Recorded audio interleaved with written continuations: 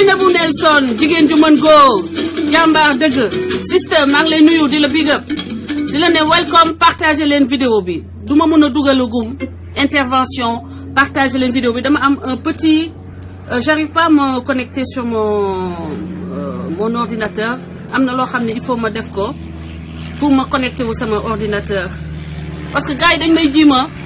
tout le temps dañ may jiima pirater mais damay protéger samay mot de passe ak yooyu looloo tax mënu may dugg comme ça dafay xaw a compliqué mais dina leen defal dinañ def introduction ma door a demaat ubbi sama ordinateur. gars yi 2018 bii ñu dugg mooy at bi nga xam ni dañuy préparer élection présidentielle incha allah. Macky Sall nekk benn doomu Sénégal boo xam ne dafa mel ni juddowul Sénégal dafa mel ni màggewul Sénégal wala bu fekkee ni dafa màggee Sénégal li mu jàng Sénégal mooy li gën a yées ci sénégalais loolu la dajale moom. loolu la dajale li nga xam ni moom la ñu gën a bañ ci Sénégal moom la jël mbubboo ko def ko façon bu muy doxalee réew mi.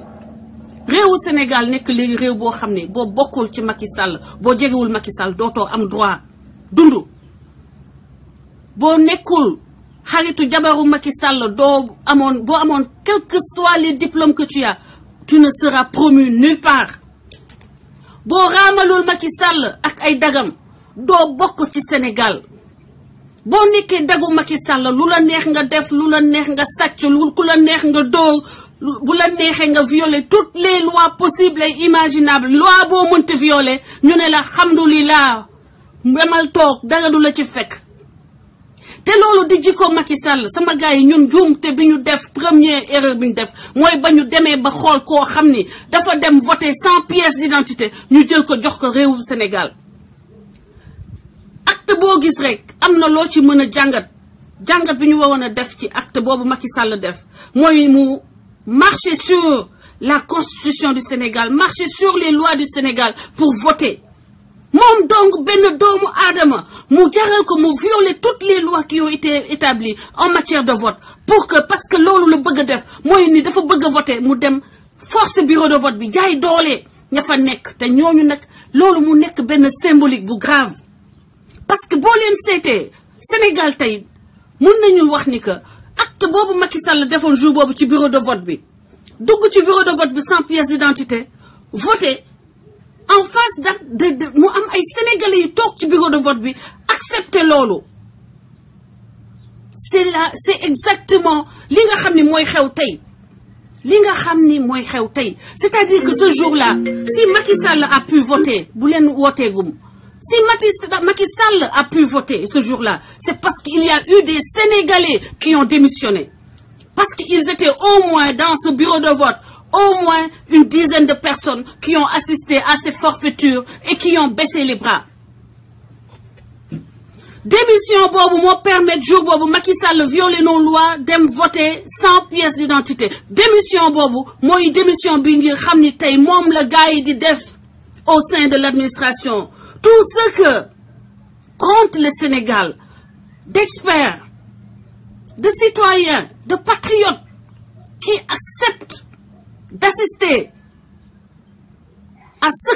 aux violations multiples que Macky Sall fait sur notre constitution, sur nos lois,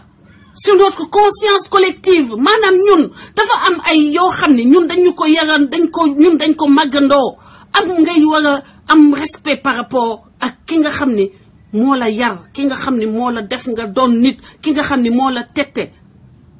gore di xoolal gore reconnaissance colère yooyu yëpp Macky Sall ba mu yegsee au pouvoir ña ko gën a defal ci àddina ñooñu la njëkk ne rap indi tëj ñenn ñi mu tëj Ablaye Wade nga xam ne ginnaaw yàlla moom la mu jël doomam tëj ko ñu naan déet na waaye mu jël kër Abdoulaye Wade confisqué ko ba kër gi nekk en décrépitude maanaam muy dem di nekk ay ruines partagez la vidéo loolu yëpp Sénégal yi toog di ko seetaan Macky Sall les monstres ne naissent pas par hasard les monstres du juddu par hasard dans une société boo leen gis mu am ay monstres c'est parce que ceux qui devaient défendre réseau bi baaxul déggu leen ma est-ce que yaa ngeen may dégg bu fekkee ni déggu leen ma génn connecté wu ci beneen appareil. Si on a dans une société des monstres, c'est parce que la société a mis en place les conditions de leur naissance, les conditions de leur développement et de leur maturation. Monstre Macky Sall bi ñu am tey mu tudd Macky Sall ñun dañ ko seetaan muy màgg ba tollu nii nag taxaw mel ni alien taxaw suñu kaw. Ba mu violer bureau de vote bi jour boobu y aurait dû avoir des réactions sévères, des réactions énergiques de la part des intellectuels sénégalais qui auraient pu contraindre le pouvoir d'alors à prendre des sanctions. Mais déedéet ñëpp démissionné. Tout comme ñëpp démissionné ba mu saisiré këru Abdoulaye Wade yi. Tout comme ñëpp démissionné ba mu saisiré Karim Wade def ko inversion charge de la preuve. Parce que ça l'arrangeait. Loi boo xam ne doo jox nit ki la capacité, la possibilité d'être présumé coupable. Da ngay tëj nit ki ba pare dem di door a wuti li nga koy tëjee. Macky Sall a pu être comme ça. Macky Sall a pu faire ce qu'il a fait avec Madame Nafi Ngom Keïta parce que les Sénégalais ont démissionné. Macky Sall a pu faire toutes les forfaitures de 2017. Parce que nous, on s'est assis sur notre dignité. Au moins, moi, je ne me suis pas assis sur ma dignité. Je n'ai que ma parole et mon canapé. Mais loolu laa mën a def.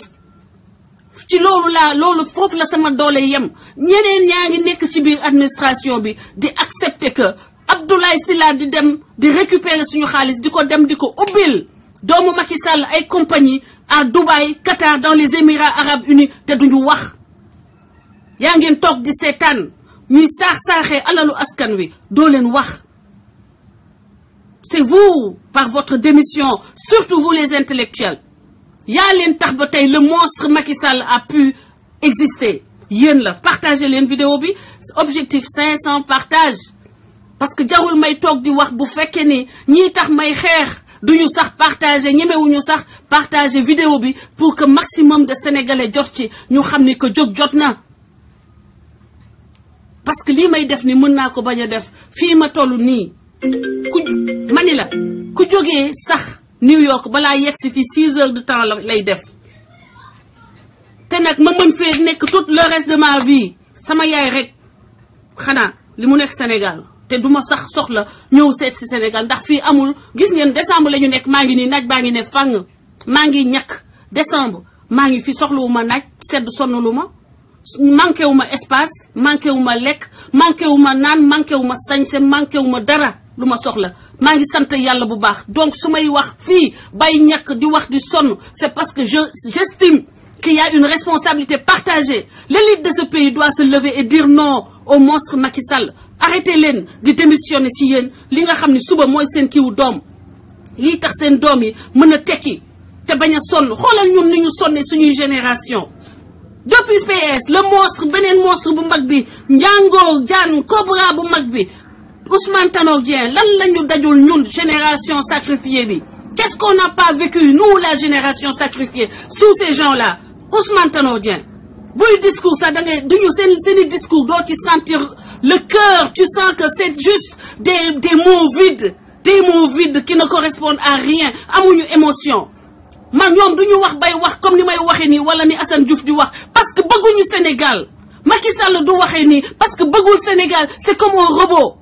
On lui a programmé des mots, on lui a dit fais ceci, on te donne le pouvoir, comme ça tu vas servir nos intérêts. Et c'est tout ce qu'il a fait. Et il est arrivé au pouvoir, bien sûr qu'il sert ceux qui l'ont amené au pouvoir. te boo leen continuer di xool koo xam ne dafa yor ay 4x4 yu rafet ngeen continuer di xool koo xam ne dafa am ay kër yu rafet pour que ngeen fal ko di ngeen continuer toujours suñuy doom ñu koy dénk des gens comme Macky Sall, des gens qui vont continuer à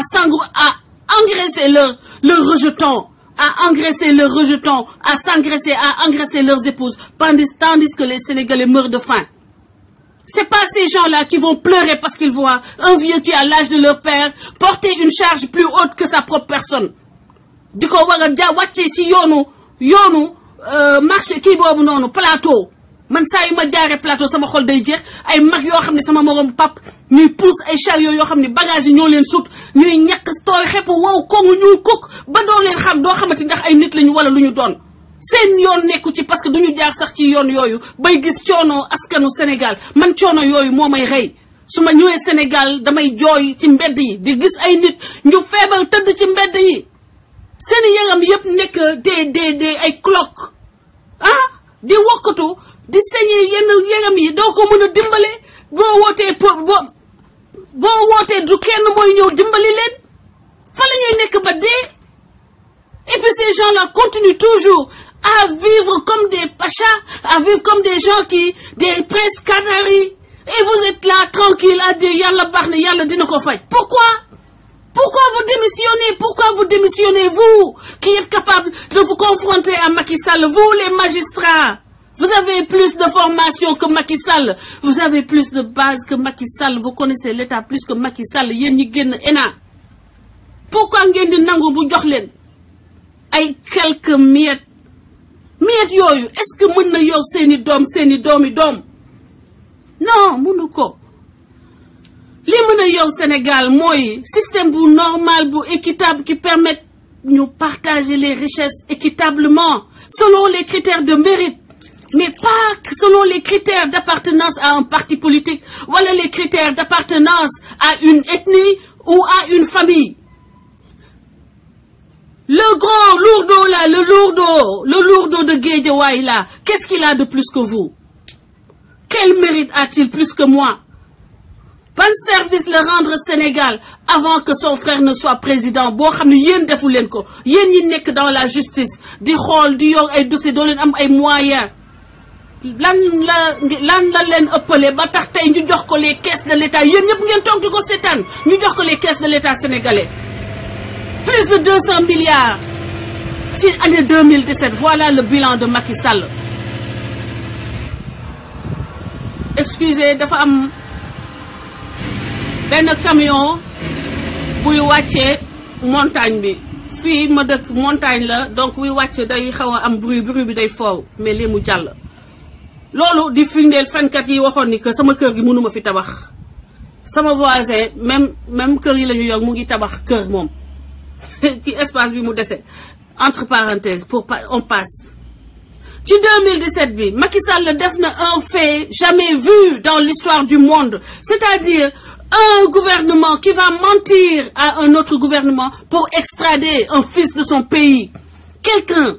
qui s'est battu qui au moins contribue à ce que les Sénégalais puissent dire qu'on se sent bien parce que étant aux États-Unis c'est un fils qui envoyait chaque mois de l'argent à sa maman. Chaque mois au moins ou bien chaque semaine et un fils doom bu yërëm yaayam nga jëli ko parce que nee nga dala saaga te yow yaa indi saaga ci diggu politique gu Sénégal puisque yow yaa jël créer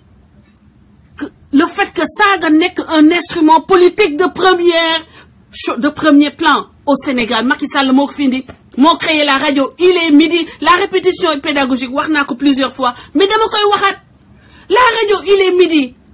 Macky Sall moo ko créé Sénégal dugal foofu benn waay bu tudd Ndiogou Wax Seck yéen ñëpp dégg ngeen tur boobu dugal ko waa ji di saaga képp koo xam ne rek Macky yi ciblé na la xam ne yow kat yow mi su la fakkastalul dina tax ba yow yaa koy njëkk ligne d'arrivée xoolul sax yàlla gëmul dara gëmu ko gëmul yàlla laa leen di wax Macky Sall gëmul yàlla parce que ku ci nekk na xoolaat sa bopp ni nga gëmee yàlla est-ce que war nga mën a jóg dem defi loo xam ni lu mel ni Macky Sall li mu def Assane Diouf est-ce que ku gëm yàlla mën na ko def ci ay saaga te nga wax nga xam ni que kii am na ay kilifa ñun Sénégal dañoo am nu muy doxee dafa am nu muy doxee bu woowoon kilifa Assane Diouf wax ak ñoom Assane Diouf mu jaarale yëf yi fu mu war a jaaree waxtaan ak Assane Diouf moom mooy kan président de la République mooy lan ba nga xam ni waruta mun a woo un citoyen dans un contexte bien organisé pour que mu wax ak moom mais lu tax Macky Sall au lieu que muy dem di wuti ay solution solution bu dof bii mu def solution wu dof président bu def solution bu dof ñun rek ñoo ko am Sénégal solution bu dof nga jóg xuutari dugg avion yàgg sa jabar ñëw lijjanti sa fay ay centaine fay ay ñoo xam ne entre guillemets dañuy mbubboo Sénégal di wuttu ñu del jaxase dossier Assane taf-tafe ko daal di ko wàccee Sénégal nga bàyyi ko ci mbedd bi ne kii comme day wax dañ koy bàyyi jaxase koog nit ñi moo tax may woo mbokki taximan mbokki chauffeur yi mbokki mbàkke yi lii leen booleeg Assane Diouf du neen ak neen te damaa bëgg ngeen xam ni que Assane Diouf ci yéen la bokk bu leen Macky Sall booleeg Assane Diouf ndax xeex bi ñu doon xeex yéen xeexu leen jàpp leen woon mag Assane Diouf parce que Assane Diouf la rek da ngeen ko jàpp parce que li muy waxal Sénégal moo tax li mu doon waxal Sénégal moo taxoon ngeen topp ko te ngeen xool si le fait que mbàkke la parce que am na ay mbokki mbàkke yaayam ci biir foofu noonu si yéen la bokk waa këram nekk ay murit pur 100% Assane di murit day jooy buy wax ci sëñ Touba dinaa leen postel vidéo bi fan yii dinaa ci liggéey postel leen ko léegi di leen wax ni que lan moo tax ba président de la république war a nekk nit ku irresponsable ba munoo gérer dossier bu ndaw bii man mii nga xam ne Assane Diouf man la njëkk a saaga ci mbokk naa si ñi mu njëkk a saaga man ma mën a gérer ay saaga Assane Diouf dépassé ko ka ñu dénk suñu réew mënut a dépassé ay saaga ba jëli doomu aadama bi nekkoon fii di dundal njabootam yor ay doomam yor ay xale yu ndaw yu juddoogul ay parental kenn ki parental la nga jël ko yóbbu Sénégal di fayanteeg moom Youssou Ndour ngay fayantoog Assane Diouf te pourtant man ba ma saaga fii kanamu ñëpp la man la njëkk saaga mais est-ce que jël naa loolu def ko un frein à ce que maag moom ñu mën a communiquer en tant que sénégalais non ça c'est la maturité vous n'avez pas de maturité da ngeen am mbubbu kilifa da ngeen fi xoolal ki ne feng waaye doo leen ay kilifa je suis désolé constat bi ma gis moo tax may wax partager la vidéo 500 partages tey li sama xol yëpp lay wax parce que at bu jeex bi du ma ñëw dugg ci at bu bees bi ak ay rancœur du ma dugg ci at bu bees bi ak ay rancœur li ci sama xol yëpp lay wax may wax ni Assane Diouf rek képp koo xam ne Khalifa Sall ngay liggéeyal nga nekk nga jàppale nga bëgg Assane Diouf na nga bul tas mouvement wu Assane Diouf parce que xiiroo bee ngaayoo bay ngeen organiser xam nañu lu tax ngeen def ko te du ça ne va pas prospérer bu Assane Diouf génnee ngeen xam ne lépp dëgg la parce que fa mu toog lépp mu ngi koy dégg man demuma dugguma dikkuma la ngeen di def yëpp mu ngi koy yëg lépp xam na ko lépp di xam na lépp ndax ay mbokkam a nga fay dem di ko gis di waxtaan ak moom bu Assane Diouf génne ngeen xam ne lépp dëgg la ku ci nekk képp ku bëgg Assane Diouf réellement ci sa xol laa wax munoo bañu FSG parce que li may toog fii jël sama doole jël sama temps di ko def ci Assane Diouf depuis ba mu amee premier jour mu am problème ku bëgg Assane Diouf loolu doo ko mañ a mut bañ a gis képp ku lay kuy wax FSG Assane Diouf la ñu bëgg waaye FSG la ñu bañ day wut mbooloo ay fen la ay stratégie la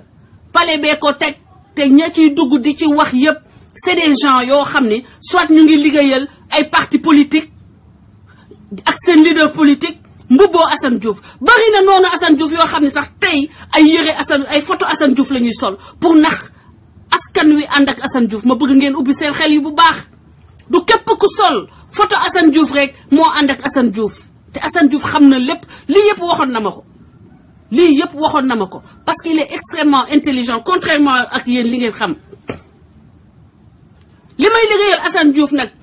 du loo xam ne damay taxaw mbelelelelelele di ko wax ci suuf ci kaw parce que xam naa j'ai appris de nos erreurs lu may liggéeyal Assane Diouf yëpp ci suuf la te doo leen ci xam dara enquête leen dugg leen créer ay wax créer ay histoire ci biir nit ñi pour xam ci dara waaye dootuma wax li ñuy defal Assane Diouf ci suuf lañ ko koy defal te dinañ ko ñu ngi ko koy defal lépp li ma war ak Assane Diouf maa ngi koy def te yàlla tax xale yaakaaruma ci dara bu génnoon suba sax bàyyi ma du tere man moom wóor ma ni ma am certitude ni suba day bàyyi daf may bàyyi du tere ba lii ma ko war a def dinaa ko def chaque jour yéen ñi nga xam ne nag yaa ngeen nekk ak ci Khalifa Sall surtout ak ñi nekk ci Sonko surtout dugg ci biir nitu Khalifa Assane Diouf di jaxase nit ñi di leen tàggaleeg Françoise Hélène Gaye di leen di wax ay fen ci Françoise Hélène Gaye man maa fi gën a bëri ñi may man la ñu def cible parce que xam nañu suñu ma daanoo ñu mën a jot ci Assane Diouf parce que may làmmiñu Assane Diouf maa koy waxal maa koy defaan looloo tax ma ci man la ñuy ciblé seeni attaque pour que bu ma daanoo ñu xam ñuy pamte Assane Diouf waaye yàlla rek laa yaakaar te ma leen di wax ni sànq maa ngi ne Macky Sall bu doon am na tuuti sens de responsabilité bu doon nit la as tuut kon ay kilifa Assane Diouf lay waxal ma leen di fàttali ni man damaa bokk église catholique baptisé confirmé église catholique dafa am nu muy doxee mbokk yi ma wax leen ko tey mu leer leen su ma defee lu jaaduwul ñun dañoo am discipline ci église catholique man je suis soumis à des codes bu ma ci jalgatee benn fen yi ngeen di gis ñuy def di ko fen naan man maa koy fen bu doon dëgg la bu ma amee comportement mani la église catholique mooy jóg ci man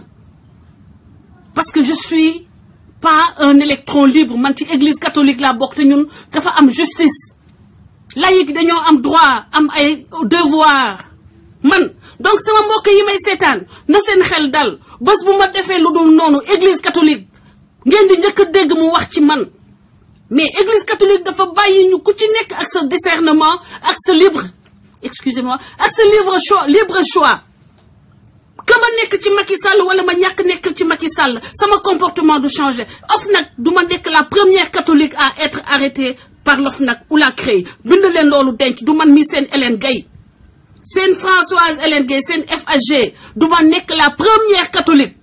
bii dem OFNAC wala bii dem CREI yaa ngi dégg wala bii def mensonge bu tax ba dëkk bi di yàqu wala di am lu ci nekk parce que loolu kenn kuy catholique ni man defagu ko donc du ma nekk kii yées ci catholique yi parce que dañ ma yegg ci éducation catholique ma lire bible nag ba mokkal ko foo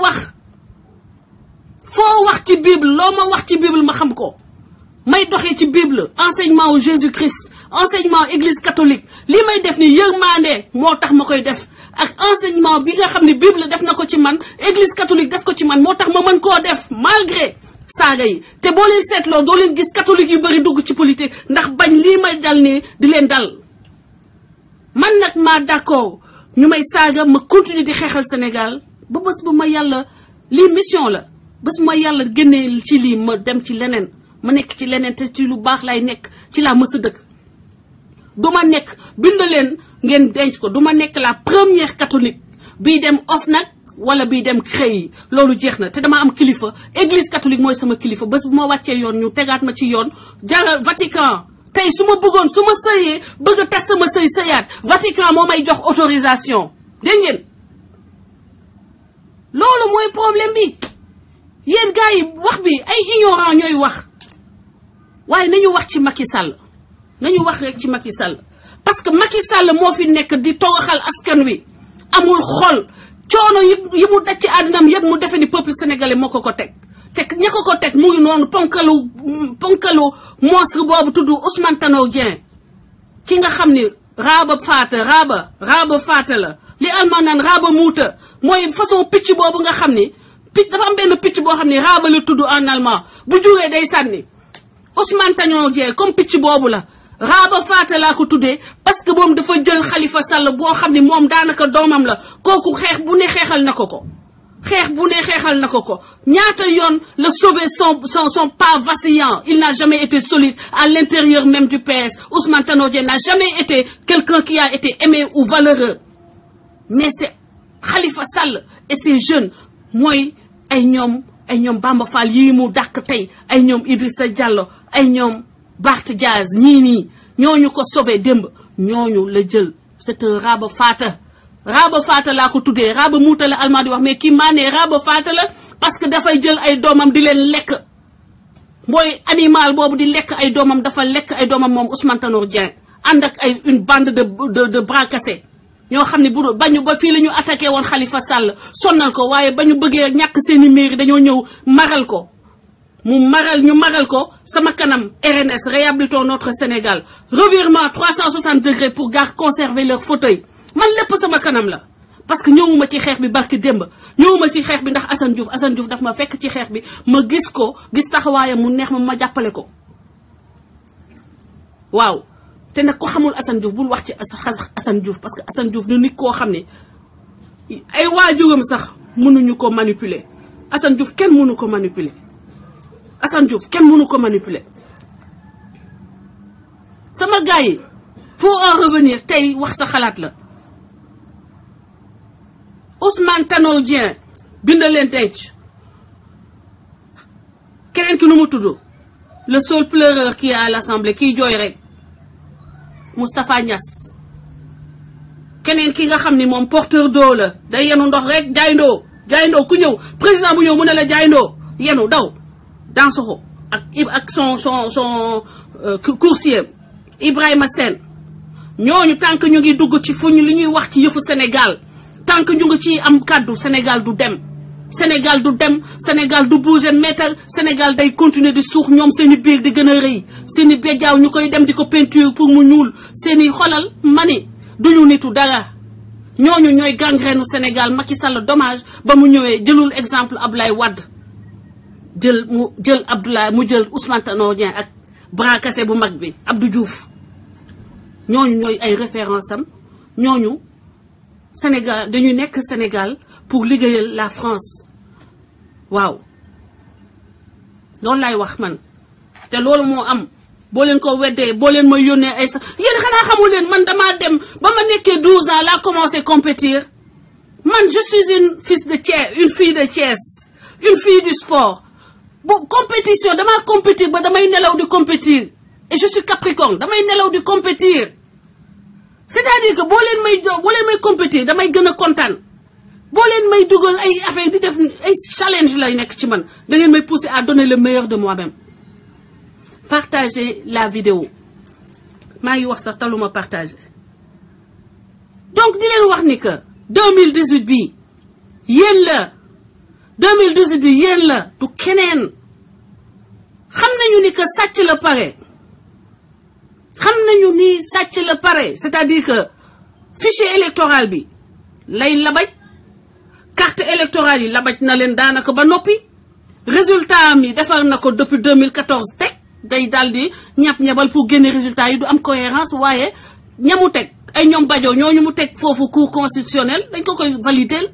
donc ci léegi nag waa société civile bi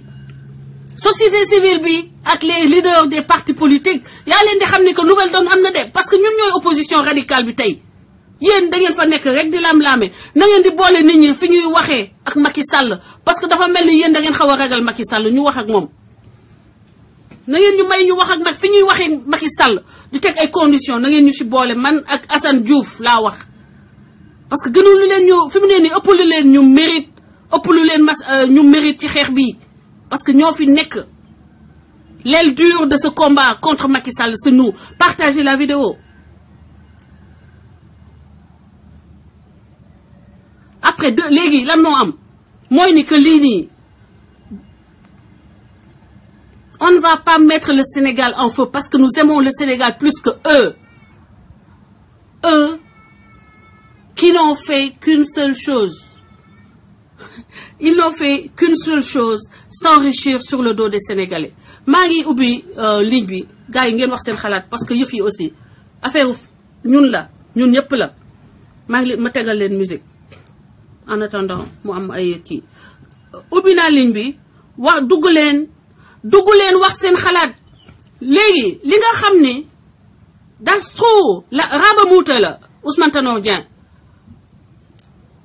man léegi nga jël exemple maintenant Macky Sall koo xam ne yow sa papa bàyyul la un sous-vaillant sa papa laa la wax hérité wul un sous-vaillant mu am palais mu tabax palais biir Sénégal palais boo tax ba mu xeeb palais présidentiel Sénégal dem na ba mu jàpp ni que palais présidentiel Sénégal moom waru faa nekk parce que léegi moom dépassé na ko ngeen war a xoolaat seen bopp ndax ñun ñi nga xam ne ngunu sax mënuñu koo am Sénégal du dëgg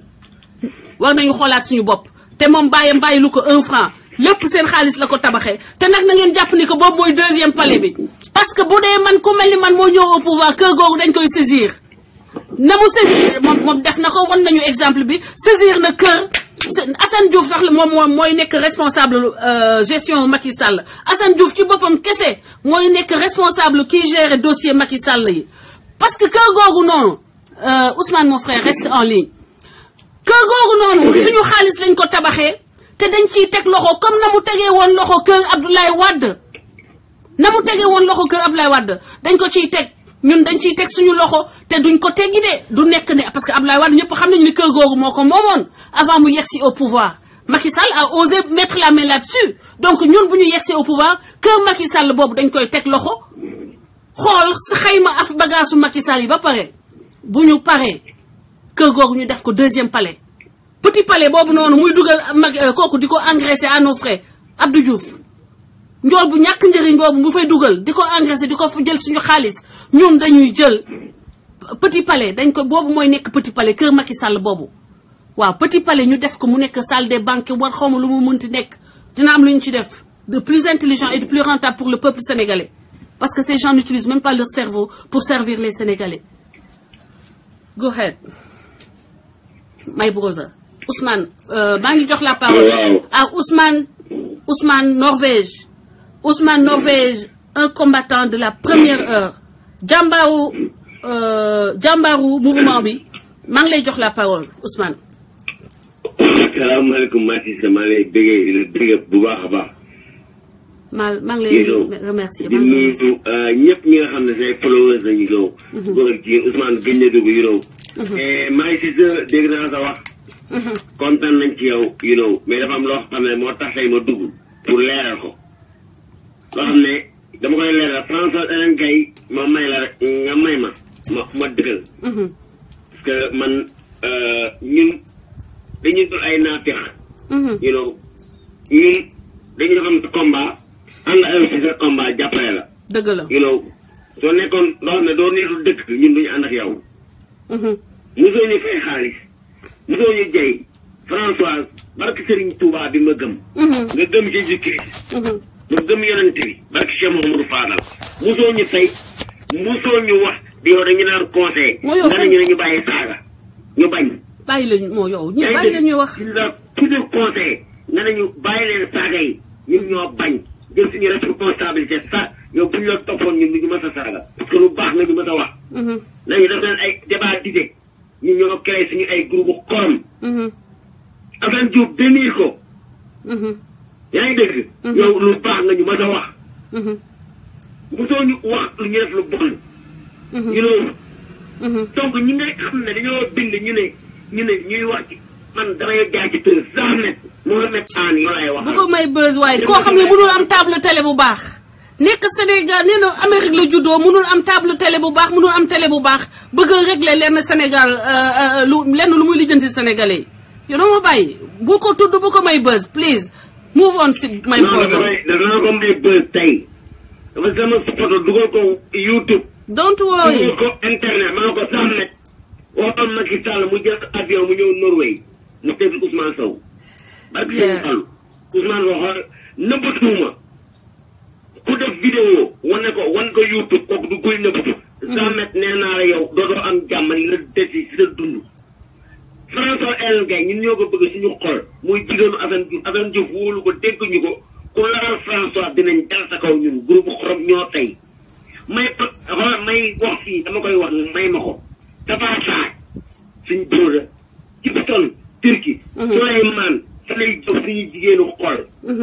François Hélène Gaye mooy yow Aïcha xoolal ñu ngi seen ginnaaw barki Serigne Fallou Mbacké saa tubaab ay rak xaadim lazo may broda ñun ñooy administrateur bi François Hélène Gaye bu ñu ko déggaloon xoolal ñun doo ñu saaga ñun nag du ñu saaga ku ñu tooñul de ku ñu provoqué ku laal François Hélène Gaye ñu sa kaw ku laal Assane Diouf ñu ngi sa kaw ku laal Sali Diop ñu ngi sa kaw suñuy jigéen ku leen laal Aïssatou Khady ku leen laal barki Serigne Fallou Mbacké ñu ngi sa François Hélène Gaye bu ñu ko déggaloon du ñu mës a saaga daf ñuy woo ci ni ñu pareen saaga yi ñun ñoo dëgër bopp bañ saaga François Hélène Gaye jigéen bu baax la bu jub la parce que suñu Fallou fay yu ñaar dërëm moom daf ñu tere saaga el sénéram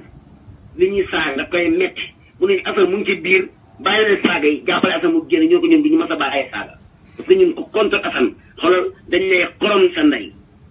soo ngay ku la wax lu bon dafa la tooñ ñun ñoo nekk si ginnaaw ñoo lay jàppale ñooy say dóor nga am. say càmmiñ ñun xoolal kenn du la laal suñu kanam parce que Serigne Fallou xoolal réew bi moo fi jeex c'est terminé barke Cheikh Amadou Fadal Mbacké loolu jeex na ñun ñooy tribunal doomaram ñun ñooy FBI ñun ñooy tribunal doomeeram bu la eneen gay la Assane Diouf dinañ teg sa cottu ndey je suis désolé yow Samet tu n'as même pas fait 10 ans dafa président Amérique jamono américain nga tax pour am këyit doo ko mës a am yow interprète nga kuy def hôpital ngay gunge yow interprète sama yaakaar dama dugg naa jox photo yu bees nga dugal ko naa kat sa ndey yow Samet Mohamed Anne yow laay waxal barke Sëñ Fallu tu vas regretter lan moo tax nga tudd sama tur dinaa kat sa ndey je suis désolé François nga baal ma bëgguma woon saa kanamu xam nga parce que adduna bi moo lay seetaan ñun bañ ñu Macky Sall système bi lañu bañ you know nee na daf ñoo prison nee na moom Samet nee na daf ñoo yóbbu prison na moo man ma yóbbu ko prison mani yow moom su ma yóbbu prison la jëm parce que amul këyit mani yow doo bàyyi kooku kii mu yow nekk Amérique ne nga juddoo Amérique munoo am télé bu baax télé ba muy am waa samay mbokki ngum saan sax wala moo wala xala ñu ngi si ay écran plat moom mooy nekk biir Amérique mënul am télé bu baax mënul am table télé bu baax mënal la dara yow ngay norvégien mu ne yow lay mënal dara waaye na mënal boppam dara amul benn góor bu nekk Amérique bu am jot bu billaay xoolal même ña nga xam ni sax xëy na moderne moyen maanaam seen demin demewul noonu dañuy débrouiller parce que bëri na ñun ay góorgóorlu lañu ñi nga xam ne dañuy góorgóorlu sax amuñu jotu toog di disséquer vidéo Françoise Hélène Gaye ak lépp lu Françoise Hélène Gaye posté à même bu dee 2 heures du matin pour nga xool nan nga ciy xoolee lan nga ciy wax nan nga ciy xoolee lan nga ciy defaree vidéo ba noppi dugal ko Facebook pour am ci dara ma ne la table télé mënoo koo am ku mënut am table télé bu baax mënoo am télé bu baax mënoo la Ousmane Norvège dara Ousmane na sa xel dal dañ lay jéggalu yow parce que bu ñu déggoon si digal bàyyi dañu saaga loolu baax nga ñu mën a wax ñun dañ lay jéggalu ci loolu ñun ñoo dëgër bopp ay doom lañu say rak ñun ñoo dëgër bopp de bu ñu la toppoon dañuy bàyyi saaga loolu yow dañoo intéressant mooy ñun ñoo jël suñuy responsabilité donc kooku bàyyi ko xam nga li koy dóor mu ngi ñëw xam nga di jéggalu ñi lay déglu ak ñi la bëgg si seen xol ku am fit dañ lay wax woo ñu ci suuf xam nga wax ak ñun ñu réglé ko ak yow François barki Cheikh Mouhamadou Fadal ku ko laal Assane Diouf barki Serigne Fallou Mbacké xoolal ñun duñ la wàcc li lay yëg dina mës a wàcc ma ñàkk suma ndey dinaa def audio dinaa def YouTube. bu leen ko may buzz waaye moom daal sax waaye dama la ne balaa mu laa mënal dara doom sama Ousmane mon frère my brother dama ne yow you are my brother yàlla mooy def dafay man damay sentir nit te yow dama la sentir parce que nit ku sincère nga nekk sama xarit ku nitu dëgg ku ne nga xam man dangay nekk sama nit waaye dama ne ku mënutul amal boppam table télé bu baax mënulu la dara yaa ngi dégg fii Amérique la télé du fi dara baga fii moom c'est une société de concertation forget about it ñu continuer suñu xeex bi fii ñu continuer suñu live bi man xam naa dama tëdd nga nelaw you know Assane Diouf François Hélène Gaye for life forever li ngeen bëgg du ngeen ko am mooy Françoise ne bàyyi naa Assane ne bàyyi naa Françoise def naa ay audio loolu du mës a am ci kaw suuf loolooy problème bi ñoom loolu la ñuy wër damay profité nga may ma ko waaw Mamita Koddu Bachir waaw may leen ñoom ñëpp may leen kii mayel sama gars yi xaar ma may leen musique sax xaar ma may leen musique bu neex bu fecc du dëgg ban nga bëgg ban nga ma may leen riigo non bismillah ku Wally Seck bu bismillah bismillah de Wally Seck bismillah ma Koddu Mamita Gibson Souleymane Wally Seck waaw d'accord sama gaay Wally gaay yow lu ñu diw bër bi de macha allah. Lazo. Tabax Sarr may brûlé. ñooñu laay wër man. macha allah. léegi nag maa ngi xaar ne ku amul kay kooku ku ñàkk fayda xam nga. Imam Silip. non amul kooku dafa 10 ans may def 10 ans amul kay ne ko Ousmane nu mu ko xaar moom Macky Sall ñun ñoo jël si ma. waaye yéen jox leen ma titre kii bi bisimilah titre woy bi nan la bisimilah bi titre bi la. gars yi bindal leen ma titre bisimilah bi en attendant ma tegal leen riigu bisimilah bi moom.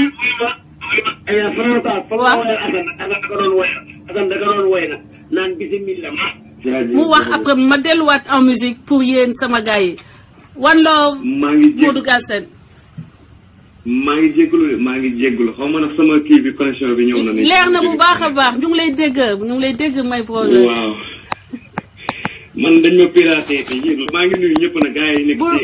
bul faale One Love family One Love Titi Lazo il faut nga dugg Modou Galsen yow la ñuy déglu mon frère. benn moo tax ma bëgg a insister nii dugg léegi pour wax gars yi man invité wu ma kenn man invité wu ma nit ami man Modou Galsen du ma invité kenn ami profil bu leen invité ami bu leen accepté man du ma invité kenn ami. te ku ma invité balaa ma lay accepté dinaa la xool ba pare. dinaa xam yow yaay kan yow lan moo la tax a jóg ba pare te dinaa lijjanti mais du ma invité kenn. sama compte na dañ ko jëloon piraté ko invité ay nit. d'accord. dañuy utiliser sama compte def ci photo bu mel ne sama photo man du man dama koy wax pour gars yi followers yëpp dégg ko. d'accord maanaam invité wu ma nit. d'accord ubbi wu ma beneen compte demandé wu ma kenn ami. d'accord Modou. ba pare nag di la jaajëfal di jaajëfal sénégalais yi nag di kontaan. mais di am bu naqar saa su ne nag. boobu ba tey chaque jour damay am naqar. ndax saa su ma yeewoo rek xam na Assane ma nga fa nga xamante ne gënulu ko tey ji bu doon sago mu toog ci kaw njabootam. man daf may naqari xaw ma ku mu naqariwul waaye man naqari na ma. mbir boobu moo tax chaque jour sama xol dana tàng lu ma kontaan sama xol dana metti. dëgg la ndaxte Assane ma xalaatee fa mu nekk rek daf may jaral tey jii sax ma bokk ak moom naqar gi méttiwul ko. waaw di wax sénégalais yi nag xam nga ñu góorgóorlu jéem a liggéey parce que gars yi doomiram yi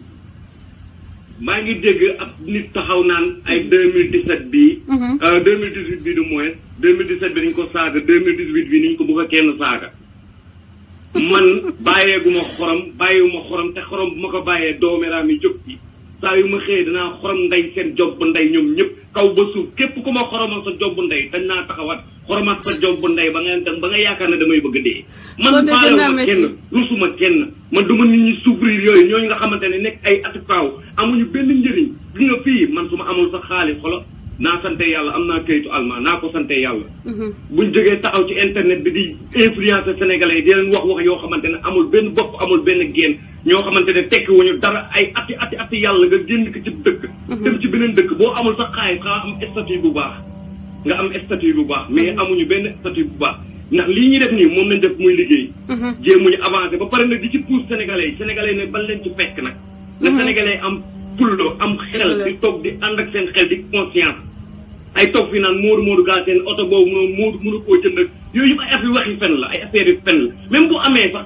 loolu amul njëriñ sénégalais yi xam nga lan moo amal njëriñ sénégalais yi dund gi gars yi sénégalais di dund mooy xiir gi mooy li nga wax sànq boo demee Sénégal di gis nit ñi di sonn ci mbedd bi loolu moo jar wax gis nga fauteuil bi Hélène toog amul lu la njëriñ bu ko li jëg di déglu la muy wax xoolal ndax dëgg la wala du dëgg defal analyse bi kenn moom sa xel yaa moom sa xel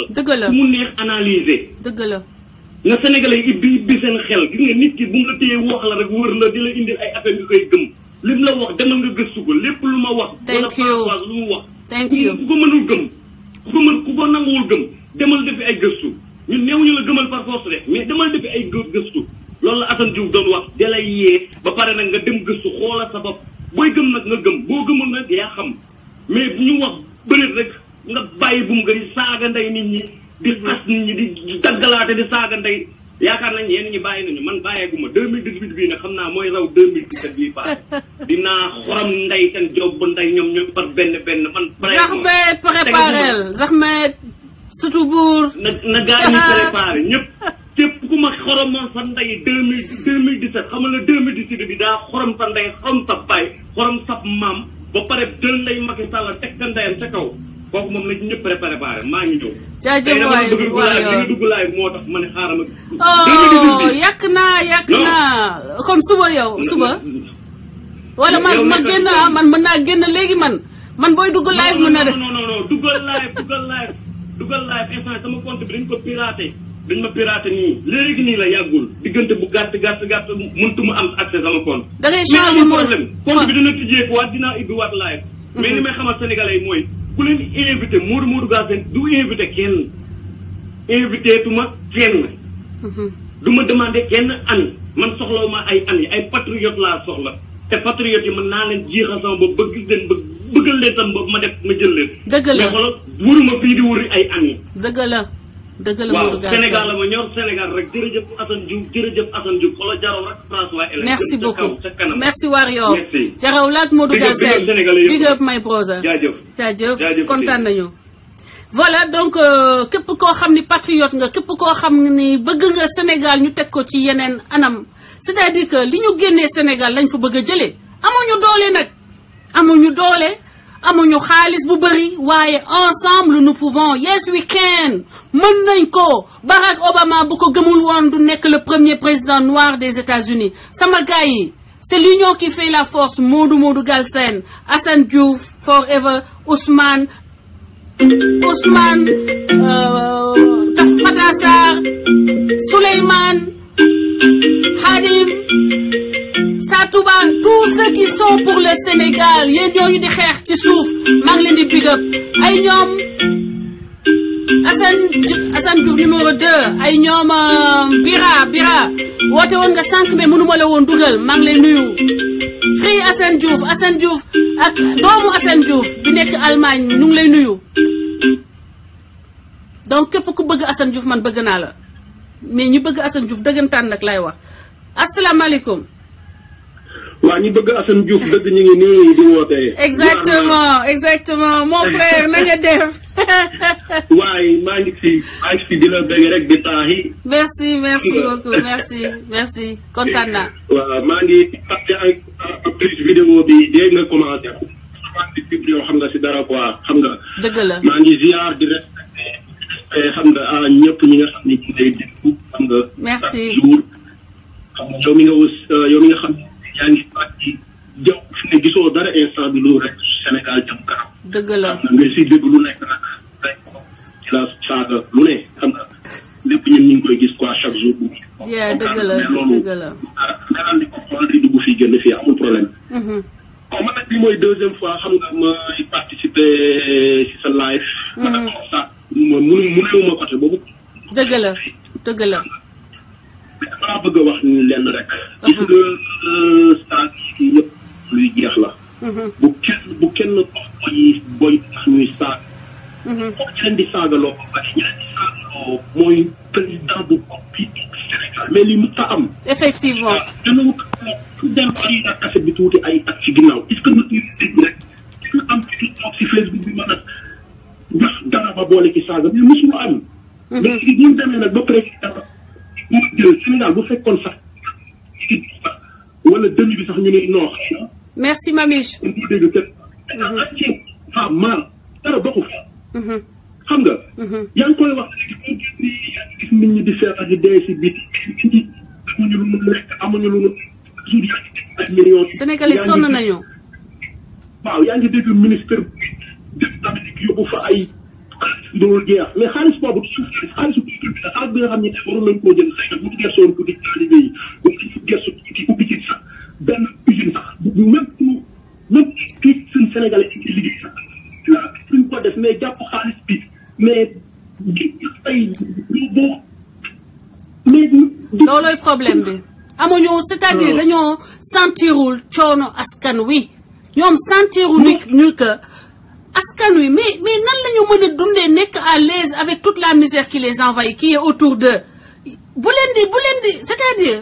xool leen rek ci mbedd yi bu leen di def vitre teintée bu leen di yëkkati seen i vitre xool leen ci mbedd yi dox leen ci mbedd yi ngeen xool askan wi ni mu sonnee mais c'est pas possible amu leen xool. mais li ngay wax ci boo génnee sa buntu bi ngay njëkk boo njëkkee génn dañuy rus yow boo njëkkee boo jógee États-Unis da ngay rus boo génnee Sénégal waaw comprendre nga léegi bu nit ñi xam nga nit ñi naan booy yi danoo réew dañuy gàtt yooyu mais réewuñu sax noonu xëy na ñu ne leen moyen bu ko mën a fayee. merci. que Sénégal aussi pour nga bëgg ko foog nga bëgg Sénégalais yi mais président bi xewul Sénégalais yi. respecté wuñu xaama teg kii bi. xoolal situation yi mu ñu dugal nii Sénégal nekk na defar tey mais ku ni fi bët bi su jëm ci kaso bi. doomu jàmbur yi moom dañ la tëj mais àtte na parce que ñoom prison bi dem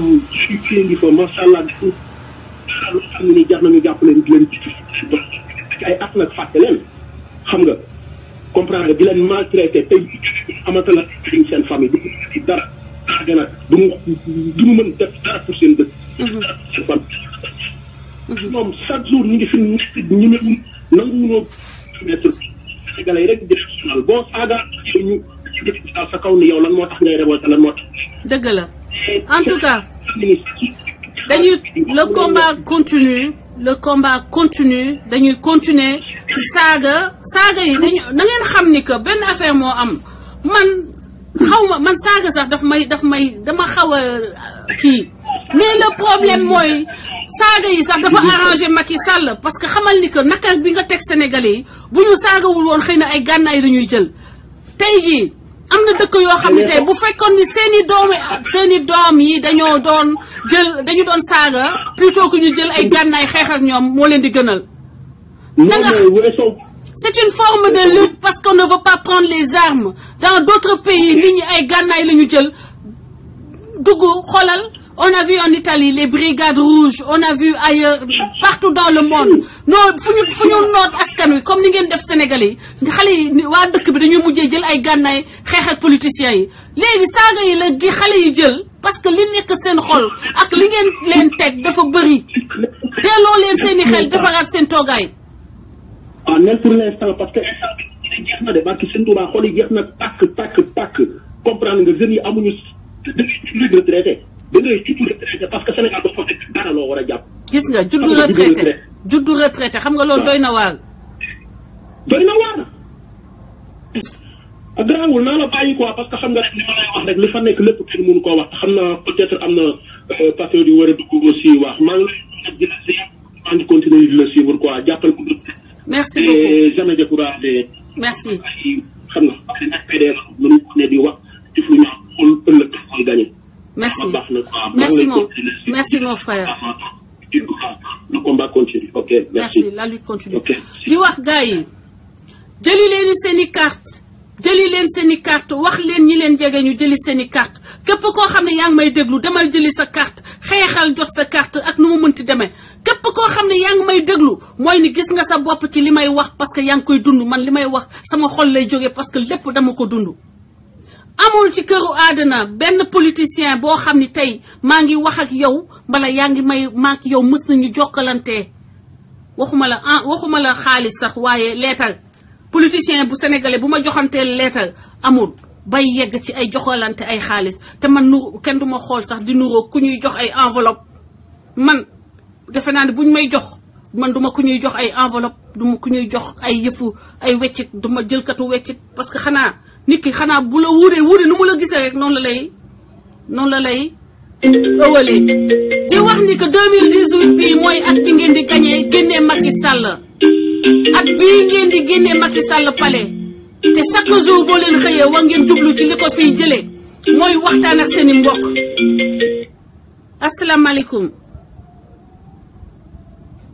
asalaamaaleykum allo. François Alain. waaw Cheikh na nga def. waaw François Alain ziare naa la. maa ngi delloo ziar yaa ngi ci biir. sama mbokk. naka coono yi naka yi tey. waaw ñoo ngi nii rek ñoo ngi def lu ñu mën daal ñu ngi def lu ñu mën. pour Sénégal maa ngi lay xoolaan ci laaj bi bu baax a baax. jërëjëf mon frère. waaye léegi man Alain. man fii Saloum dafa am lu ma naqadi ci nguur ak Macky Sall gi moo am fii Saloum. loolu la noonu. parce que léegi fi mu nekk nii danay xool laa la wax gerte yoo xam ne dañu waxoon ne le 1er décembre danañ jënd 210. baykat yi léegi ñu ngi denc seen gerte yi ba gerte yooyu di saxe. gis nguur gi moo leen waxoon ne dana ko jënd 210. waaw. léegi dañuy xool léegi ku bay ba nawet bi wàcc ngóor gi na la teg ko danaa ko jënd tiré nangam ngay denc loolu ba muy yàqu wala ba ngay dugg biir Gambie di ko jaay. ba nguur ak Gambie gi ñoom joxe xaalis ñooy jënd gerte ba gerte yi fi nekkoon jeex ba ñu ñoom ñuy dugg biir Sénégal gerte yi nga xam ne ñi waxoon nañ leen dañ ko jënduñ ko ñoom ñu dem di ko jënd loolu ndax am na lu ko gën a ñaaw ci gouvernement. tële rek tële rek tële ci lépp. ci lépp nag wax ba pare wax loo xam ne duñ ko def. wax loo xam ne duñ ko def daal man loolu laa ko gisee mais gis nga man nee naa maa ngi koy wax dëkk benn dëkk bu ma demoon fii nii 1903 man na leen. man leen rek moo ma naqtee de ci baykat yi. te mu ne ni élection yi du jibu si sa ni Macky Sall di tourné di leen dox xaw ma ñetti junne yooyu xaw ma salaire ñetti junne xaw ma ñeenti junne ñoom ñu mel ni ñoom kii deful leen woon lu naqadi sax di ëlbatiku man loolu rek moo ma naqtee de ci Saloum. bu ñu kii inaptocratie tubaab da ko tuddee inaptocratie mooy gouvernement boo xam ne daanaka télé général la amul benn domaine boo xam ne mun nañu wax ne def nañ fa loo xam ne xaw na sax mun a kontaan loo citoyen yi. léegi daal xam nga li koy faj Cheikh li koy faj xam nga mooy lan dañuy bàyyi jooy bi te wàcc ci suuf ci terrain bi wàcc wax ak suñuy mbokk yéen waa Saloum waxal ak say mbokk sa village fa nga dëkk ñay jot bourse de solidarité familiale yi nga wax leen ni seen xaalis la ñu jël jox leen ko te bu leen kenn empêché forcé pour ñu woteel ko bourse yëpp laa wax képp kuy jot bourse xamal ni xaalis boobu ngay jot saaga la dañ la saaga xaalis boobu yalwaan boobu ñu la jox saaga la parce que sa xaalis la yaa ko moom saa yoo jëndee mburu fay nga impôt saa yoo jëndee gaz fay nga impôt saa yoo jëndee ceeb fay nga impôt xaalis boobu ci la ñu copp as tuut jox leen ci loolu ñu tuddee bourse de solidarité sécurité familiale ba noppi di ci des ñu jox ko doomu Macky Sall mu dem ubbee ko ay société doomu Macky Sall xool leen seen i doom yéen ñooñu di jot bourse yi xool leen seen i doom ngeen xool doomu Macky Sall loolu rek doy firndeel na wax bi yëpp xool leen seen doom xool doomu Macky Sall boobu heure bu nekk maa ngi ko jàllale ci gaa yi ma bokk ak Saloum. waaw ba loolu nag man ci bu baax a baax man sax dañ ma cee mara man na leen nag man ku may boobu pare ma ci ku may boobu ba ma ci man li may wax dama koy wax chaque jour te li may wax nee naa leen gisagu leen ko waaye da ngeen ko gis ci kanam naa leen ci ñii suñ defoon ni nguur gi suñ defoon baykat yi ñii nit ne konoon li ñu waxoon ñoom balaa muy jot sax waroon nañ ca mën a taxaw waaye yow léegi day xool Saloum bu bay ba nawet bi jeex mënoo ko jaay ci sa Saloum ngay dem dugg ci meneen réewu jàmm di ko fa jaay amul lu ko gën a ñaaw mu ngi noonu bëgguñ ñii bëgguñ ñi seen intérêt lañ fi nekkal ak seen poche ak seen bopp bi yëguñ benn sénégalais koo xam ne daal moom nanguwutu sukk ci suuf comme li nga wax rek ku nanguwutu sukk ci suuf raam jébbalu doo tedd daal lañ la bëgg a wax ku nanguwutu sukk ci suuf jébbalu raam doo tedd amuñu benn njëriñ. dëgg la looloo fi am. fii heure bu nekk nit ñaa ngi jooy am ñoo xam dañ nekk seen gerte yi ba gerte yaa ngi saxee léegi sax. loolu de doy na waa yéeme na trop en tout cas du courage et puis que le combat continue. Partagez nu mu tudd partagez leen vidéo bi parce que ñoo ngi à 299 partages 500 partages mooy objectif bi. pour que ma xam ni que yéen ñëpp da ngeen bëgg a Macky Sall jóge fi te lii may def nii mu nekk loo xam ni dama koy def. parce que rajo yi ko war a def journaliste yi ko war a def dañoo banque seeni loxo. parce que Macky Sall da leen jënd ñu bañ a liggéeyal askan wi ñu nekk ci wetu Macky Sall di seetaan Macky Sall di noot askanu Sénégal di toroxal askanu Sénégal looloo tax ma toog fii mais liggéey bi ban kese mënu ma koo def. gis nga ñoom ñooñu ñuy jox xaalis bi ñuy lekk ak ñoom ki leen koy jox noonu bu soob yàlla dinañ fi jóg ci nam dina daal ci kàttan yàlla parce que nañu ba ñu si dara incha allah rabbi. d'accord en tout cas merci beaucoup ñoo ngi ci 304 partages maa ngi leen di tegal musique ba ngeen partagé ba ci kanam parce que xeex bi du man rek du man Françoise rek ak ñee quelques sénégalais xeexu chacun de nous la chacun de nous merci Cheikh Niass du courage ma dem ci Wally Seck parce que di wax Ousmane dugal jox ma lien wu morceau bi Ousmane Norvège mon frère dugalal ma lien bi ci sama message comme ça ma mën la ko tegal asalaamaaleykum xool ko et puis gis nga xoolal ñiy woote façon bii mooy ñi nga xam ni ndeysaan dañu boo leen xoolee rek xool kanamu maanaam pourquoi la fin boo leen xoolee boo xoolee seen i trait rek nga xool pourquoi la misère c'est-à-dire que dañuy sonn jël gaal yi ba yegg si Italie au lieu que ñu ubbi seen i bët xeex la leen jëlee Sénégal ñu jëlee ko fa ñoom ñooy taxaw ak seen kanamu mbuuraan kanamu bët gémmiñu mbuuraan yi taxaw naan la hey mu ngi doon gis nga amul énergie bu muy waxee sax ba ma coupé ko amul sax énergie bu muy waxee yow nga xam ne musul maanaam mu ngi noonu daal le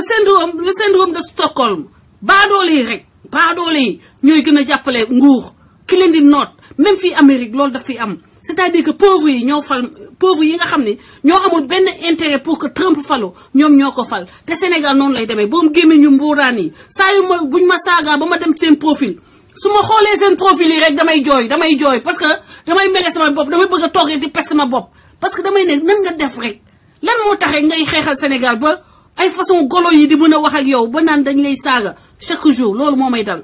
ku la ci saaga boo demee xool ko da ngay yéene yow dem daal di daw wutali ko lu mu lekk te ñooñu ñooy jàppale Assane Diouf ñooy jàppale Macky Sall ñooñu ñoo xamul ñiy xeexal seen i ndey ñoo sonn seen i ndey ñooy jaay gerte jaay mburaake jaay kew ci naaj bi di daw ba ngoon te duñu wàccee 1000 francs wala 1500 la ñuy wàccee te Macky Sall teg leen ko waaye booy ñoom ñooy ñëw di xeexal Macky Sall di la jéem a saaga xoolal doole bu muy waxee sax amu ko ndax xam naa lekk bu mu ngi Italie waaye xam naa gaal yi la jël gaal yi la nga yegg si te ba tey jii xamul ni lan moo ko xamul comprendre lan moo ko génnee Sénégal. Oumou sister maa ngi jéggalu maa ngi lay je te donne la parole je suis désolée ma sœur Oumou hello. te waxal bu mu neex la. non il faut yenn saa yi ñuy wax affaire yi ni mu ñëwee quoi il faut ñu waxee ko ni mu ñëwee des fois sister non mais je te jure gémmiñ ngaa ngi gémmiñu mbuuraas yooyu mooy ñi nga xam ne dañu dem ba gémmiñ nekk comme gémmiñu picc parce que duñu lekk ay vitamines kanam boobu laa fi gis de mu app na te ñooñu dañu diw seen tuñ yi mantalatom la ñuy diw ba tuñ yi di briller muy taxaw moom ko ba ma wootee kooku laa gis kanam bu mel noonu laa gis te ba mu ñëw nii li muy doon waaj Macky Sall lay defaan ki ko tax a mel ni mu mel je te jure. billaay. Sénégal yeewu leen. je te jure. yeewu leen. ja sister nii bi lay jag na jooy nii. yeewu leen.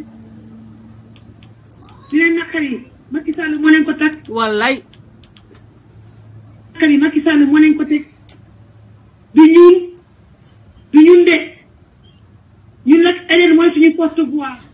ku mu neex ak ku mu naqari